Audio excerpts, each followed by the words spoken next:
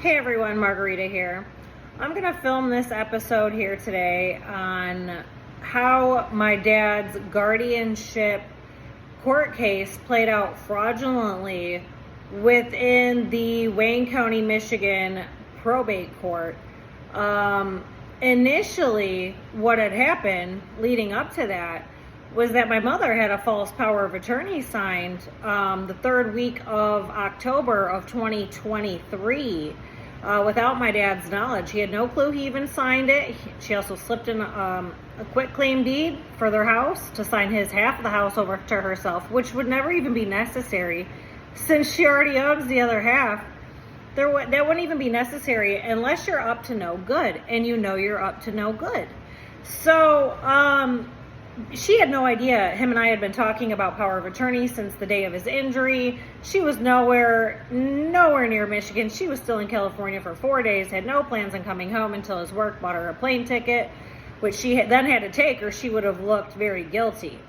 So we'd been talking about it since that day. We'd talked about it at least 20 times. Charmaine is the main mental health professional who's been involved in the case for 5 years, a little over 5 years now. I'm the one who hired her. Brought her in due to the ongoing crimes that my mother had been getting away with and using the large agencies and police departments to help her. And she's watched a lot of this play out in front of her face. Not only that, but my mother calls her regularly to tell on herself and has all along. I warned her in advance, months before that all started. I warned her exactly how it was going to go. So she knew in advance that was going to happen. Now, because of those false documents, she didn't go about using, let's say she did have a legit power of attorney, which was not the case, and I can prove it. Because I made a police report a few days in advance stating I've been carrying the documents around. He's just not well enough to sign them, and we'd been talking about it for months, since the beginning of his injury. And then I have video of him numerous days after his injury showing he's not able to sign these documents. So I got legit ones signed in April of 2024, so about 6 months later. And, it was as well as he was going to get for that time period for what was going on and what she was trying to do, because I saw she was heavily trying to finish him off the month of April 2024. She was poisoning his food almost every day at that point. And I caught on, I knew immediately. So here I knew this is what it was coming to. She was about to get away with it. The police departments weren't taking me seriously, even though I'd made numerous reports. So that's why I had to urgently get these papers signed. And it was like about as good as he was going to get. Still, in my case, he was still in a better shape to sign them than he was at the time frame she was trying to. Supposedly hers were signed legally, and they weren't. Now, upon getting those papers, she never even attempted to actually use them properly or get my dad's finances or anything in order properly. She didn't tell anybody she had them except for the care facility that he had been at. Didn't produce them any step of the way to any financial institutions or any of his credit accounts or anything that was going on. She only presented them to the care facility that he was at. Now, if you actually had legit power of attorney and you intended on using them properly, you would be gathering all of his different debts with the different companies, the different credit cards, and then lining up what needs to be paid off, what needs to go where. And then she attempted to cash out. She cashed out his 401k 10 days after she attempted murder on 1/8 of 2024, where my dad did nearly pass, and he was unconscious he had to be resuscitated. He was unconscious for well over a month, possibly closer to 2 months before finally coming to. And intubated the entire time. So 10 days after she caused that is when she cashed out his 401k. Now again, there was a fight. The 2 days, I believe it was 2 days or maybe 3 days prior to him going unconscious on 1/8/2024. And he had told me everything the night before on 1/7/2024. So you can view my video on that I posted. And it's labeled the 1/7/24 fight about my dad's 401k. And then I also have, and I read that in the video of the malicious texts between them, and when my dad was fully with it, he had texted her at one point at the beginning of his injury, I had my money, you had yours, proving right there and no time should her paws have ever been on his 401k. Not only that, but they had the fight about it because she was so mad that it was under $100,000. She came the next day to basically finish him off, and then he ended up surviving the incident, and that's how he ended up blind, permanently blind. So all of that happened. You know, she didn't even use the 401k funds properly at all either. So mind you, she supposedly has this power of attorney that no one knows about for months at this point, cashes out the 401k, moves it into trust for herself right along with his house. And still hasn't addressed any of these debts. She's not even aware of some of these debts. He has a different bank account that she's not on. I'd known about it. My daughter had known about it. Here we were helping him pay the bills all along, all the way up until that point. And then once he was unconscious at that point, that's when she began to do it, but did not realize that there was a different bank account and other debts. And she didn't look at any of the debts as a whole, no matter what. So even when she stole the 401k, no attempt to do so at that point either. That's what you would be using a power of attorney for in that predicament, which was never done. So, you know, after I got my legit power of attorney signed in April 2024, it only took me 2 days to figure out she stole his house. She moved it into trust for herself. I was able to hunt down the notary, who was actually an attorney. I was able to, you know, kind of narrow down. Adult Protective Services had given me the date of when her documents were signed. So then I already knew right then and there, because I'd already been gathering all these documents of what these videos I've been making. I already had these documents to make these videos in hand. I've been filming for, now it's been like 10 months since I've been filming.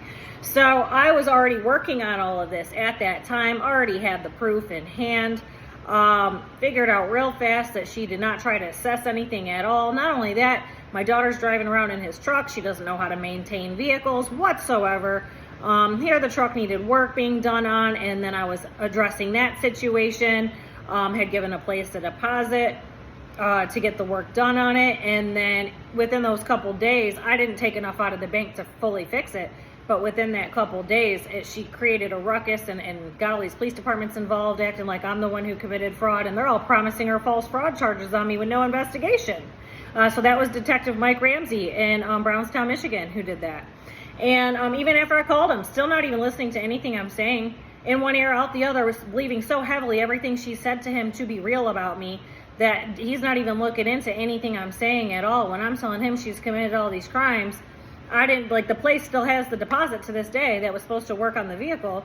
And because she shut it all down, I wasn't able to take the rest of the money to fix it. And because of the narcissistic games that are always played, I'm not putting my own money into a vehicle that I don't own, that's not my name. I already own 2 other vehicles that I'm responsible for, so that one's not going to be my responsibility. So that was what had happened. And then the attorney I hired, my dad, for the probate court, ended up stealing the money and never filing the case. And apparently he has a history of doing this. I had found numerous other people. Once I tried hunting him down and I couldn't physically find him. Like, I went to the building where his office was and it was just totally gone. It wasn't there at all. I rode up and down the elevator numerous times. Could not find his office anywhere in the building. And so, you know, the detective didn't look into that. I wasn't trying to report it to them. I went above them because I knew I wasn't going to get help from the Brownstown Police Department. At this point, I'd known for quite some time they'd been participating in the crimes against me with my mother.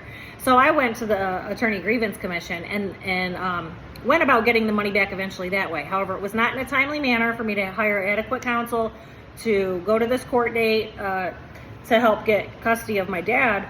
By the time that it all gotten returned and situated, it was like past the point of no return. And mind you, because what had happened was, once the power of attorneys, there was this fight over it, both police departments told her to take it to probate court. So then she tried to have the probate court, the court date behind my back without ever notifying me. And there's specific rules you have to follow. If there's adult children, they have to be notified in a certain time frame, which was not done. So there's numerous rules that the court did not follow. And then even when I brought it up that they were not following proper procedure on many different avenues of it, the judge still ignored it and granted her custody. So there's numerous problems here. The first court date was scheduled for August 19th, 2024. And she had no intention of notifying me. I figured it out. Charmaine is the one who had kept up on it and looked into the system and found it. And so then I got together my documents and I had filed for guardianship. I believe it was earlier that morning, because I'd found out at a late time, and I had all these other issues going on from the fallout of all all of her other crimes she's committed against me long term, and the fallout that runs on and on for months and years each, and they all go on and piggyback off each other. I had all these issues I was still having to deal with, all that had time limits on it, so I had to deal with this as well, on top of the attorney stealing the money. So, you know, I get the paperwork in, I show up to the court date, they didn't realize I was going to do that, and the judge automatically assumed that I was there to support the decision, not even realizing at no time was she ever a competent person to take over his care, and that, you know, I wasn't agreeing. I'm here to get custody of him. And I was like, whoa, whoa, whoa. You know, he was about to, you know, grant the order without question. And I said, I'd already dropped off the papers this morning. That's not why I'm here. She's not a suitable candidate to have custody of him. This is why. And then he adjourns it for a later date. So he reschedules it for September 23rd, 2024.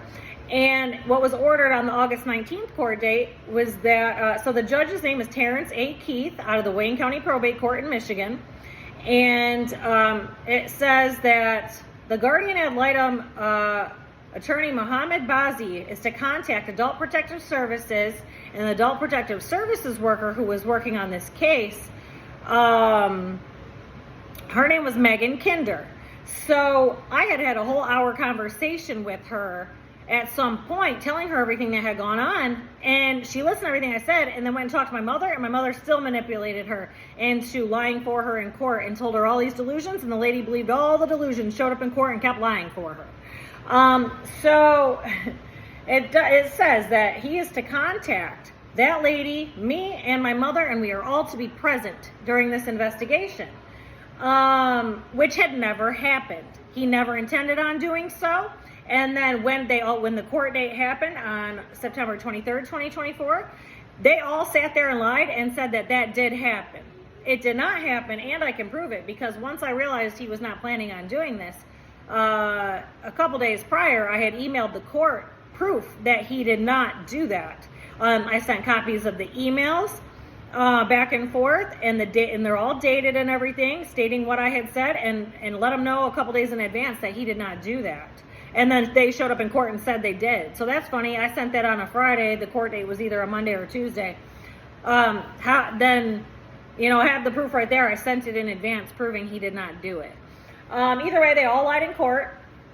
The judge didn't look into anything I was saying. Neither did the guardian ad litem, and Adult Protective Services worker Megan Kinder has now committed perjury and fraud and obstructed justice, and so has attorney Mohammed Bazi. Now, I don't know to what degree the judge is involved in all of this, if he directly is in on all this or was promised payment, or if he was just that ignorant and let it slide when I'm sitting here telling him he needs to look into this stuff. Not only that, but I had submitted at least 20 to 30 documents explaining the entire situation and what had all been going on. So that's something he should have taken the time to read no matter what, because it was such an extreme case. With this woman having Munchausen by proxy all these years, poisoning batches of food since I was 3 years old, if not longer than that. That's just around the time I caught her. So, you know, with something like that, that is something that would need to be taken seriously, especially since I'm the one who hired Charmaine over 5 years ago, who has watched all of these criminal actions of my mother's play out over time, and watched some of this Munchausen syndrome as well, because she portrays me to have a mental disorder and a drug problem, which is exactly what she tried to do to Charmaine right when she was first brought into this situation, but didn't realize how long she had already been involved and how I'd warned her all this was going to happen. So by the time my mother actually realized this lady was involved, she knew very well there was something seriously wrong here. So she continued to let her make the phone calls to her regularly and let her keep telling on herself. And she told on herself numerous ways all throughout the time she's been involved. So at no time did the court follow proper procedure. The judge did not follow proper procedure or read the petition that I had submitted, because it was very lengthy. And I had followed proper court procedure and actually sent the documentation to my mother, which was actually a risk, because especially with what the information I had written in there, when I do that stuff, my mother then, her reaction to that is poisoning my dad some more, or if he was ever, like before his injury, if he was to come help me or she got jealous or envious, she poisons him. Or if I try to tell on her for this or that, she poisons him. So I was worried that may happen over me having to properly send her this paperwork. Now here's a second court date, because she attempted to have this court date behind my back. And her initial petition had said that they had no kids. If you look at the paperwork, said that they had no kids. And when I arrived and appeared in the courtroom, the judge had said, we didn't even know you existed. We thought they didn't have any kids. And then it says at one point in her petition, a few lines up, how I committed fraud and adult abuse or something like that. And I'm banned from the facility or something like that. But then a couple lines down says that they have no children. It doesn't matter. I was still never sent any of the proper procedure would be to send me these documents. You have to send them to every child, every adult child, or if that person has parents, you have to send it to the parents, which was not done. And it was not done the second round either. So then he adjourned it for September 23rd, 2024. She still did not do any of this. And I'm sitting here telling the judge at no time is this woman planning on following any type of proper court procedure. Not only that, but now you've got the guardian ad litem, Muhammad Bazi, and adult protective services worker, Megan Kinder, both lying in court, both stating a bunch of false information, and then not doing this investigation whatsoever. So whatever my mother has told them, they're riding so heavily on, just like all the other people, believing all these decades of delusions about me and helping her commit the crimes. So then the court date happens on September 23rd, 2024. Still, she doesn't send me the paperwork. I did everything properly and procedurally correct. She did not. And then that same day that the first court date happened, in the Zoom chat from the court hearing, the guardian ad litem had put his phone number down in the chat, or I screenshotted it is what it was. And then after the court ended, I went to go call it. He intentionally left one of the numbers out of the phone number so I wouldn't be able to contact him. And although I did get his email. So then I took it upon myself to send him an email that very same day. And I'm going to read you the email and what he responded to me with. So it's that same day, Monday, August 19, 2024, at 11:40 a.m. It says, "Hello, Mr. Bazi." I give him my name. I tell him that I'm my parents' only child and have been on my own since age 18, and that I also have 2 adult children who are not very involved in my father's care, and then I have 1 minor child who then was 8 years old. And then I said, I noticed the phone number you listed in the chat is missing a number.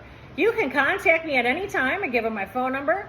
And I said, I have a great deal of proof, legal documents, receipts, etc. to back up all of my facts and concerns. There is quite a few documents and videos. I do not have all of them just yet, as there were so many. It has taken me many months to retrieve all of these, and it has been a bit costly as well. The biggest key to uncovering the truth and getting to the bottom of everything would be to speak with Charmaine. I hired her nearly 5 years ago to begin documenting my mother's crimes and non-neurotypical behavior. I was forced to hire her because my mother has manipulated all of the local police departments, hospital systems, and other agencies to create chaos in my life and harass me based on her delusional phone calls to them. This has been ongoing for decades. I have no problem signing off on any HIPAA documents to enable you to speak with Charmaine about everything that has gone on. She has watched everything play out firsthand. I had to become the patient in order to keep her paid, but my mother does call her regularly to tell on herself for her crimes and the chaos she creates. I assure you I am not the one with the problem, but this was the only way to go about this.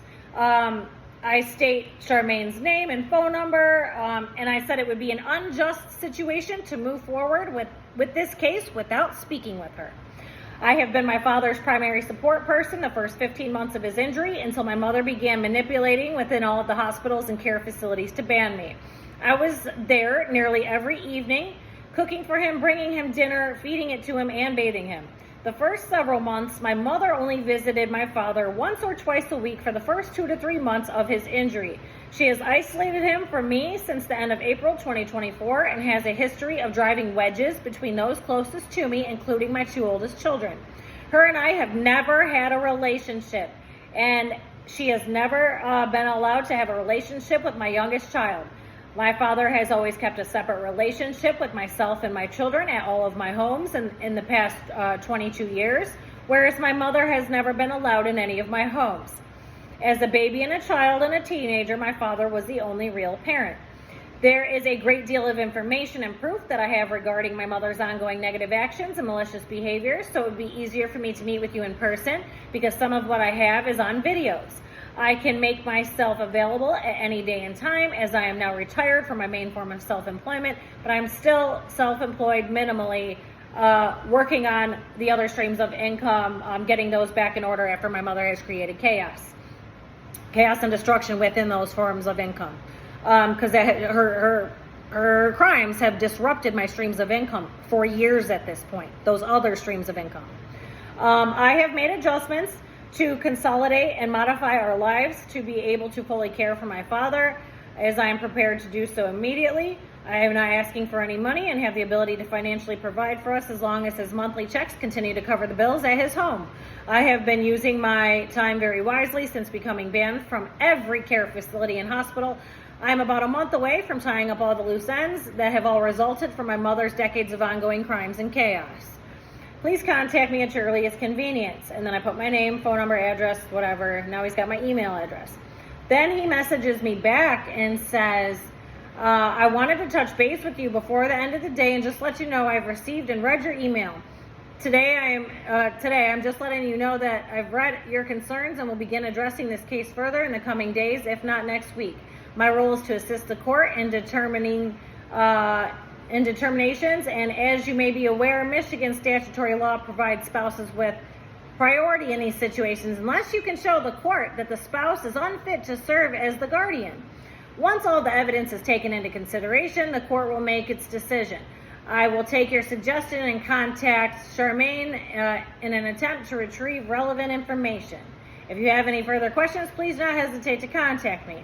Then he puts his actual phone number without the missing number and the law group that he works for, which is MB Law Group, PLLC. So then I respond again and say, I understand I do have plenty of FOIA requested documents and videos that should be more than enough proof that she is unfit.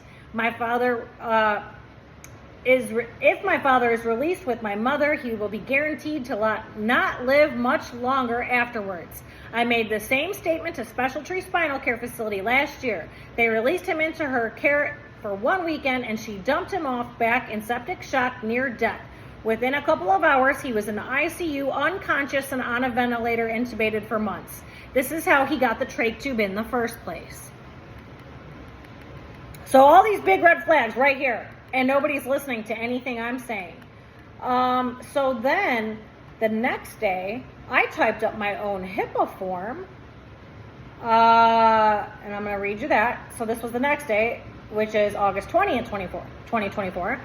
And I said, to whom this may concern, I give full permission for Charmaine, of the name of her business, to speak with whomever she may need to regarding the decades of ongoing crimes my mother, Julia R. Camarda, has been committing. The HIPAA laws only pertain to myself as the patient. My mother regularly calls Charmaine and directly tells on herself for the crimes she commits and the manipulation of the people in large agencies to create chaos in my life. The HIPAA laws do not cover my mother, as she is technically not considered the patient.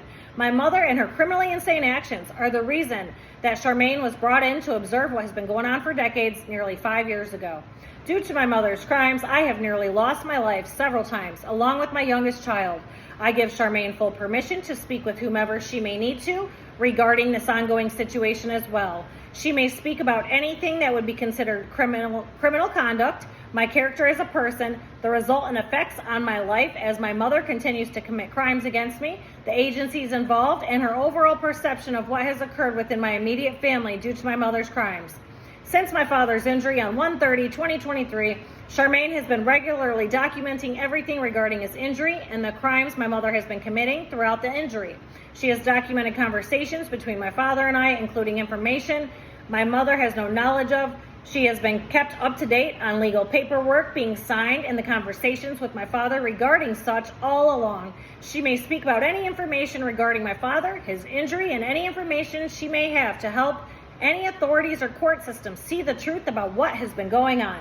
And I signed my name, put my phone number, my mailing address. And then the court date comes on September 23rd, 2024. And again, the guardian ad litem, Mohammed Bazi, and APS worker Megan Kinder both show up and lie and claim that they did have this meeting, and they came to their conclusion, lied to the judge. Doesn't matter, the judge should have still read the petitions and everything that was written, especially because it's such an extensive situation with all these ongoing crimes, and the fact that she has Munchausen by proxy, and that's why there's a mental health professional involved. They showed up and they all lied. So I don't know the judge's actual position. Either way, he still should have read the documents, still didn't read them. They are all at fault. Each person is at fault for what has gone on here. Now, they have directly lied in court, and whatever she told them is nothing but false information, lies, and delusions. And nobody followed the court order and did any type of investigating. The guardian ad litem had never reached out to Charmaine. That's when I emailed the court a couple days prior to that last court date, letting him know that he had not reached out. There was no meeting, there was no investigation, and he did not reach out to Charmaine. So all of that, I have all of the proof. Every person lied in court. And then especially on her initial petition stating they have no kids. Oh, we didn't know you had kids. How did you not see it on the original petition where it says a couple lines above it, all this false information about me? Oh, I have this mental disorder and this drug problem, and I'm this and I'm that, and I'm a fraud, and I'm this and I'm that. Okay, well, all those are delusions, and I can prove it. I can prove her power of attorney paperwork was all fake from the jump, which landed us there in court in the first place. So all of these people are responsible. They all need to be facing prison time. They all need to be removed from their jobs. They all need to lose the guardian ad litem needs to lose his license to practice law. The judge needs to be removed from the bench, and the adult protective services worker needs to be removed from her job. They all need to be facing a court date and prison time, because they are supposed to be trusted individuals with a high level of authority, and this is exactly what I'm talking about. People with power being manipulated by my mother and helping her participate in the crimes. Those three directly in this situation alone. That's just one situation. There's all these other situations along the way. Everything I'm saying can be 100% verified. So how do you like them crab apples, you idiots? I'll be back with another one. Thanks. Bye.